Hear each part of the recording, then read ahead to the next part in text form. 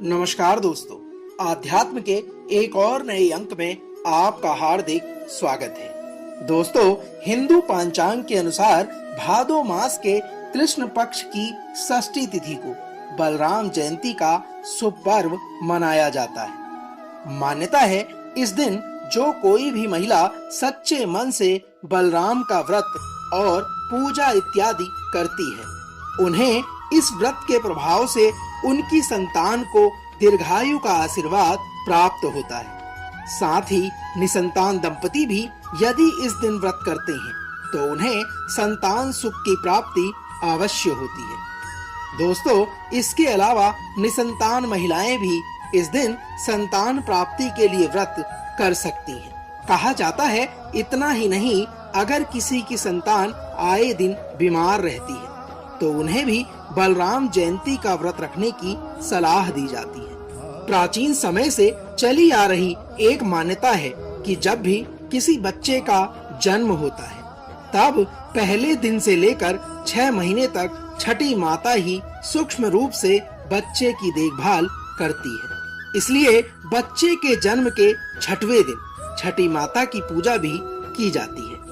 दोस्तों, इसी अंक में आज हम आइए जानते हैं इस दिन के सही पूजन की विधि क्या है, इसका व्रत क्या है और इसकी कथा का महत्व क्या है। साथियों, बलराम के बारे में हम सभी इतना जानते हैं कि वो भगवान श्री कृष्ण के बड़े भाई थे, लेकिन पौराणिक ग्रंथों में बलराम का चित्रण केवल इतना ही नहीं है।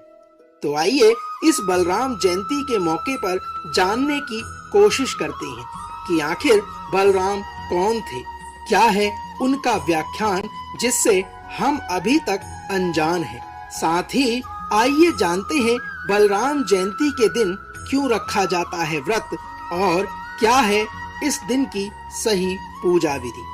कहा जाता है बलराम जयंती का यह पर्व श्रावण पूर्णिमा रक्षाबंधन के ठीक 6 दिनों के बाद मनाया जाता है। बलराम जयंती को ललही छठ, बलदेव छठ, रंधन छठ, हल छठ, हर छठ व्रत, चंदन छठ, तिन छठी, तिन्नी छठ इत्यादि नामों से भी जाना जाता है। मान्यता है इस दिन धरती को धारण करने वाले शेषनाग जी ने भगवान बलराम के रूप में धरती पर अवतार लिया था।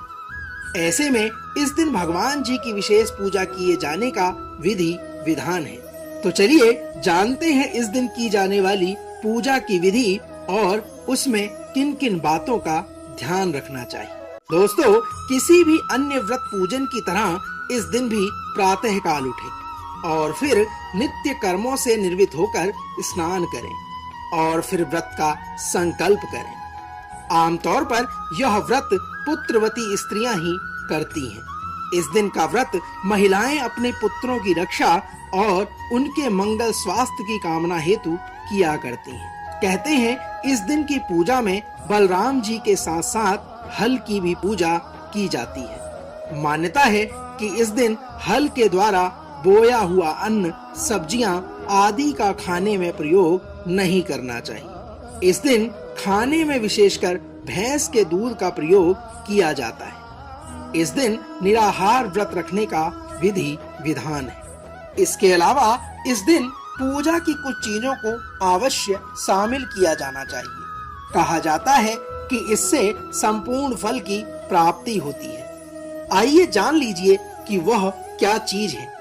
पूजा में इन चीजों का उपयोग अवश्य करें, जैसे महुआ का पत्ता, तालाब में उगा हुआ चावल, भुना हुआ चना, घी में भुना हुआ महुआ, अक्षत, लाल चंदन, मिट्टी का दीपक, भैंस के दूध से बनी दही तथा घी। इसके अलावा 7 प्रकार का अनाज, धान का लाजा, हल्दी, नया वस्त्र, जनेऊ और कुश भी पूजा में प्रयोग किए जाने चाहिए। दोस्तों, यह तो थी पूजा की विधि का विवरण। आइए अब बलराम जयंती से जुड़ी हुई व्रत कथा का श्रवण आप और हम मिलकर करते हैं। दोस्तों, बलराम जयंती के बारे में प्रचलित कथा के अनुसार बताया जाता है कि जब कंस को इस बात की जानकारी मिली कि वासुदेव और देवकी की संतान ही उसकी मृत्यु की वजह बनने वाली है, तो उसने उन दोनों को बंदी बनाकर कारागार में डाल दिया और फिर एक एक करके उसकी सभी 6 संतानों का वध कर दिया। इसके बाद जब देवकी 7वीं बार मां बनने वाली थी, तब नारद मुनि ने उन्हें हलष्टी माता के व्रत करने की सलाह दी। उन्होंने कहा कि ऐसा करने से उनकी अजन्मी संतान को कंस से बचाया जा सकता है। नारद मुनि की बात मानकर देवकी ने हलष्टी देवी का व्रत किया।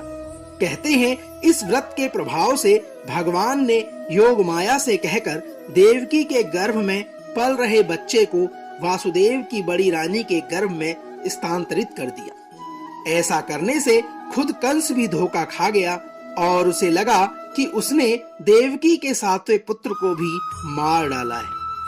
उधर दूसरी तरफ रोहिणी के गर्भ से भगवान बलराम का जन्म हुआ।